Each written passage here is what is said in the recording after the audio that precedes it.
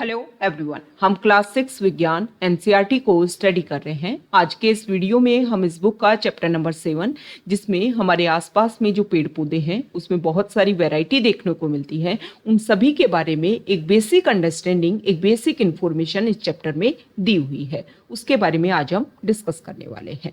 ये जो बुक है क्लास 6 विज्ञान की, वो विज्ञान को लेकर के आपकी एक बेसिक अंडरस्टैंडिंग डेवलप करती है। अगर हम आसान भाषा में समझें तो हमारे आसपास में जो भी वस्तुएं हैं उनको लेकर के एक बेहतरीन समझ डेवलप करती है ये बुक। तो चलो स्टार्ट करते हैं। आप सभी ने देखा होगा कि पेड़ पौधों की अलग अलग वैरायटी जो है वो देखने को मिलती है। अब इन पेड़ पौधों को अलग अलग नामों से भी बोला जाता है। तो क्या बेसिक डिफरेंस होता है इन पेड़ पौधों में, जिसके बेसिस पर इनको अलग अलग नामों से जाना जाता है। यहाँ पर पेड़ पौधों के कुछ नाम दिए हुए हैं, जैसे कि कुछ पेड़ पौधों को हम शाख के नाम से, कुछ को झाड़ी के नाम से और कुछ को वृक्ष के नाम से जानते हैं। सबसे पहले बात कर लेते हैं शाख की। ऐसे पेड़ पौधे जिनके जो तने हैं वो काफी ज्यादा कोमल और हरे रंग के होते हैं, ऐसे तने वाले पौधे को बोलते हैं शाख। ये जो शाख जो होते हैं ये सामान्यतः बहुत छोटे होते हैं और अक्सर इनमें कोई भी शाखाएं नहीं होती हैं। बात करेंगे हम झाड़ी की। झाड़ी जो होती है उसमें जो तना है वो कठोर होता है लेकिन अधिक मोटा नहीं होता है। इसमें जो शाखाएं जो हैं वो तने के आधार से इस तरीके से निकलती हैं। इस तरीके से इस इमेज के थ्रू जो है वो आप शाख, झाड़ी और वृक्ष में जो अंतर है उसको समझ सकते हो। लास्ट में हम बात कर लेते हैं वृक्ष की। वृक्ष जो है, कुछ पेड़ पौधे बहुत ऊंचे होते हैं, इनमें तना जो है वो सुदृढ़ और गहरे भूरे रंग का होता है। इसमें शाखाएं भूमि से अधिक ऊंचाई पर तने के ऊपरी भाग से निकलती हैं और इन्हें बोलते हैं वृक्ष। अब जो भी पेड़ पौधे होते हैं उसमें कुछ बेसिक चीजें होती हैं, जैसे कि जड़, पत्ती, तना। अब इन तीनों का क्या उपयोग होता है किसी भी पेड़ पौधों के लिए, वहां पर इस चैप्टर की हम बेसिक अंडरस्टैंडिंग सीखेंगे। इस चैप्टर में शुरुआत किया गया है सबसे पहले तने के बारे में, लेकिन हम जड़ से यहाँ पर शुरुआत करेंगे। यहाँ पर सबसे पहले कुछ बेसिक बातें हम समझ लेते हैं, फिर चैप्टर में जो अलग से बातें बताई हुई है उनको भी हम डिस्कस कर लेंगे। कोई भी जो पेड़ पौधा होता है उसमें इस तरीके की स्ट्रक्चर आपको देखने को मिलती है और यहाँ पर होती है जड़ी। सबसे पहले शुरुआत करते हैं जड़ से। कोई भी पेड़ पौधे में जो जड़ होती है वो उस पेड़ पौधे को भूमि में स्थिर रखने का काम करती है, मतलब एक तरीके से स्थिरक का रोल प्ले करती है जड़। दूसरा काम जड़ का ये होता है कि जड़ जो है वो भूमि में से जल और खनिज लवण इनका अवशोषण करती है। ये जल और खनिज लवण जो है वो पेड़ पौधों के लिए बहुत ज्यादा जरूरी होती है, तो ये जड़ का काम होता है। अब जड़ के बाद में ये जो जल और खनिज लवण जो है वो यहाँ पर तने की सहायता से, मतलब तना क्या करता है कि जिन चीजों को अवशोषित किया जड़ों ने उनको लास्ट में पत्तियों तक पहुंचाने का काम करता है। ये पेड़ पौधों के अलग भागों में पहुंचाने का काम करता है। तो यहाँ से जल जो है वो पेड़ के ऊपरी भाग में चढ़ने की कोशिश करता है। तने में कुछ पतली पतली नलिकाएं जैसी संरचना होती है और उन नलिकाओं के थ्रू ही ये जो जल है या फिर खनिज लवण जो है वो यहाँ पर तने की सहायता से शाखाओं में और शाखाओं से लास्ट में पत्तियों में पहुंचता है। पत्तियों में इसलिए पहुंचता है क्योंकि आप सभी को पता है कि खाने का जो निर्माण है, भोजन का जो निर्माण है पेड़ पौधों में, वो पत्तियों में होता है। अब यहाँ पर तने का एक काम हो गया कि जो जल और खनिज लवण है उनको ऊपरी भाग में पहुंचाने का काम करता है। अब यहाँ पर पत्तियों में जो है वो पहुंच गया जल और खनिज लवण। पत्तियों में आप सभी को पता है एक हरे रंग के पदार्थ की उपस्थिति होती है। उस हरे रंग के पदार्थ की उपस्थिति में जो पत्तियां हैं वो सूर्य के प्रकाश में CO2 कार्बन डाइऑक्साइड का यूज करते हुए, और ये जो जल जो है वो यहाँ से पहुंचा, उस जल का उपयोग करते हुए खाना बनाते हैं। ओके, तो इस तरीके से पत्तियों में खाना बनता है। अब जो खाना बन गया, जो भोजन यहाँ पर निर्माण हो गया, वो भोजन जो है वो तना जो है उसको, उस भोजन को पेड़ के अलग अलग भागों में पहुंचाने का काम करता है।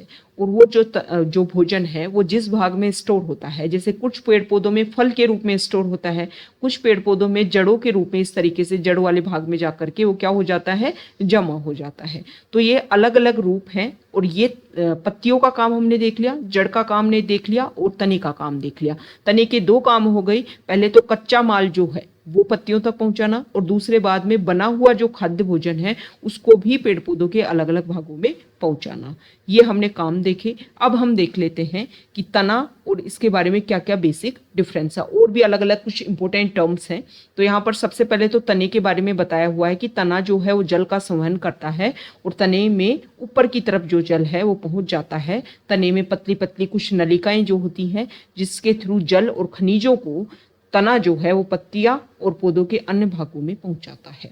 अब बात आ जाती है पत्ती की।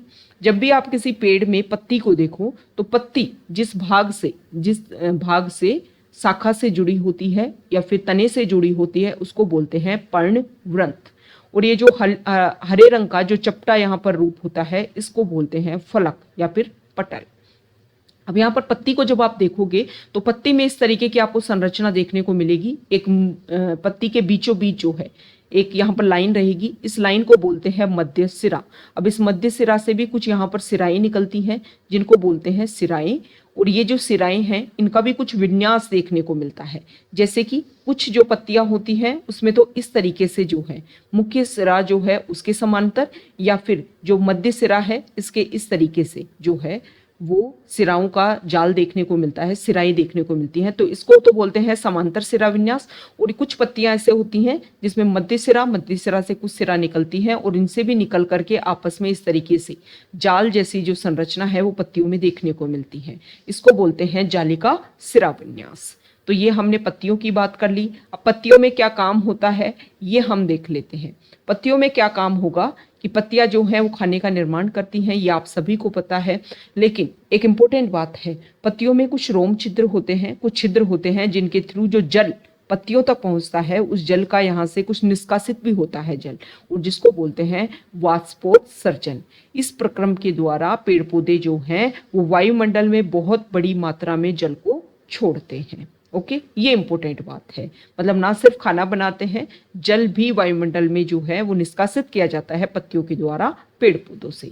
अब बात कर लेते हैं पत्तियां खाना कैसे बनाती हैं। तो पत्तियों में जो है वो कच्चा माल पहुंचता है तने की सहायता से, और फिर वहां पर जल कार्बन डाइऑक्साइड का उपयोग करती हैं पत्तियां और हरे रंग के पदार्थ की उपस्थिति में अपना भोजन बनाती हैं, और इस प्रक्रम को बोलते हैं प्रकाश संश्लेषण। इस प्रक्रम में ऑक्सीजन निष्कासित होती है। ओके, और पत्तियों द्वारा जो संश्लेषित भोजन जो है वो पौधे के अन्य भागों में जाकर के संग्रहित होने लग जाता है। कुछ पेड़ पौधे ऐसे होते हैं जिनमें अगर हम बात करें तो जो खाना है वो किसी में फल के रूप में, किसी में फूल के रूप में, किसी में पत्ती में, किसी में तने में, किसी में जड़ में जाकर के स्टोर हो जाता है और फिर इसको खा लिया जाता है, जैसे जो भी लोग उसको कंज्यूम करते हैं। बात कर लेते हैं जड़ की। तो जड़ जो होती है वो जमीन के अंदर होती है। जड़ जो है स्थिरक का काम करती है। जड़ भी दो तरीके की होती है, इनके बारे में आपको पता होना चाहिए। तो इस तरीके की दो जड़ होती हैं। यहाँ पर देखिए, कुछ जड़ें ऐसी होती हैं जिसमें एक मुख्य जड़ होती है और उसके बाद में इस तरीके से और जड़ उसमें निकलती हैं, और फिर ये जो जड़ होती हैं इनमें भी निकलती रहती है। इस तरीके की जड़ को बोलते हैं मूसला जड़। ठीक है, उनकी मुख्य जड़ को मूसला जड़ और छोटी जड़ों को पार्श्व जड़ बोलते हैं। और यहाँ पर अगर हम देखें तो कुछ जड़ें ऐसी होती हैं जिसमें सभी जड़ें जो हैं वो बराबर हैं और रेशे के समान फैली हुई हैं। इनको बोलते हैं जकड़ा जड़ या फिर रेशेदार जड़। ये इंपॉर्टेंट बात हो गई। अब जड़ जो है वो क्या क्या काम करती हैं ये हम डिस्कस ही कर चुके हैं। अब बात आ जाता है पेड़ पौधों में पुष्प के बारे में, जो फूल जो होते हैं पेड़ पौधों में। तो यहाँ पर अगर हम देखें तो कोई भी जो पेड़ में फूल होता है उस फूल की संरचना इस तरीके से होती है, जैसे कि यहाँ पे गुलाब के फूल को दिखाया हुआ है। तो फूल के बाहर जो है वो बाह्य दल होते हैं और फिर यहाँ पर जो है वो पंखुड़ियाँ होती है। पंखुड़िया के अंदर भी पुंकेसर और स्त्री केसर होता है, और फिर उनको भी अगर हम इंटरनल लेवल पर देखोगे तो उनमें भी कुछ अलग अलग पार्ट होते हैं। तो यहाँ पर ये एक बेसिक अंडरस्टैंडिंग आपने डेवलप की किसी भी पेड़ पौधों के बारे में। जब आप इन्हीं चैप्टर को आप 11th-12th में अगर बायोलॉजी लेते हैं, सब्जेक्ट साइंस लेते हैं और उसमें आप काफ़ी अच्छे लेवल तक आप इसमें पढ़ोगे, पुष्प की भी एक जो है वो संरचना होती है, उसके बेसिस पर उसका एक फॉर्मूला जो है वो आपको बताया जाएगा कि किसी भी पेड़ पौधे को आप किस फॉर्मूले के तहत जो है कैसे रिप्रेजेंट कर सकते हो। तो ये काफ़ी ज़्यादा हमारे लिए इम्पोर्टेंट रहेगा।